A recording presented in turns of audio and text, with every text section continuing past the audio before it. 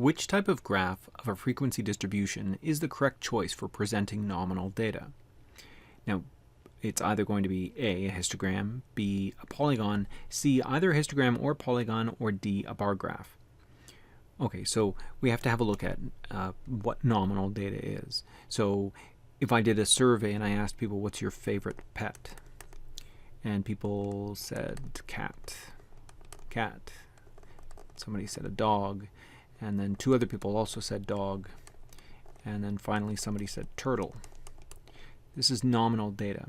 Nominal data is made up of categories that people fit into. So there's a couple of cat lovers here, and then these people prefer dogs, and this one person likes to have a turtle the best. So there's nothing numerical, there's nothing measured or counted when it comes to this data. And so they're asking what sort of a graph is the correct choice for presenting the frequency distribution that we would make out of this.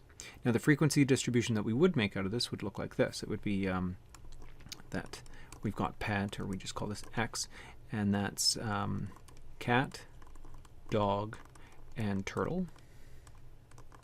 And our frequencies are 2, 3, and 1. So how are we going to graph this? Well, the answer is that only a bar graph is the appropriate choice. We can't choose histogram, we can't choose polygon. And so it's going to end up looking like this. We're going to have cat, dog, turtle, and a bar graph really looks a lot like a histogram, except for one key difference. These are my frequencies. That difference is that we have to make sure that when we're plotting these, we leave spaces in between the categories. So dog goes up to 3,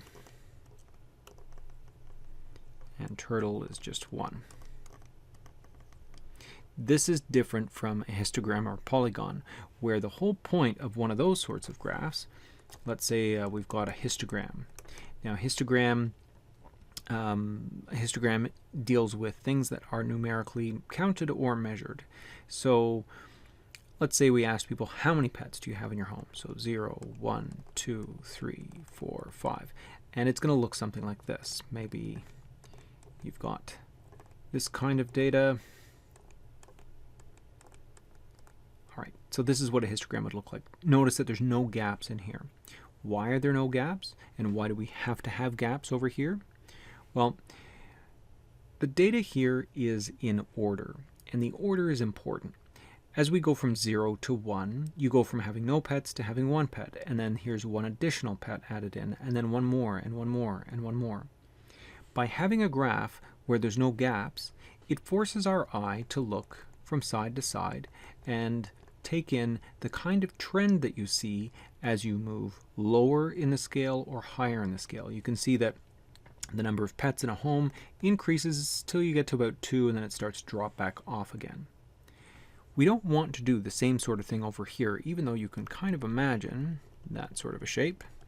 We're separating it visually so that we don't make the mistake of thinking that things are growing and then falling, because there's no reason that cat has to come first. I think I sort of accidentally put these into alphabetical order, but they don't need to be.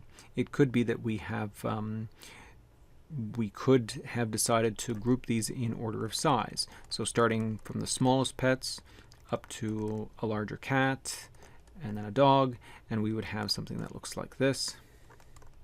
And it appears to be growing if we were thinking about it like that, but we put the gaps in so that we don't think side to side. We really just want to see how tall are these categories in relation to each other. This graph shows us that dogs are the most preferred pet in our sample, and that's all that we're supposed to be looking at. We're not supposed to be looking at growing and falling and extreme results in the ends. That's for histograms. Polygons are the same. Polygons are effectively just a histogram, but you just use dots instead of using bars. So you would have dots that you're going to connect.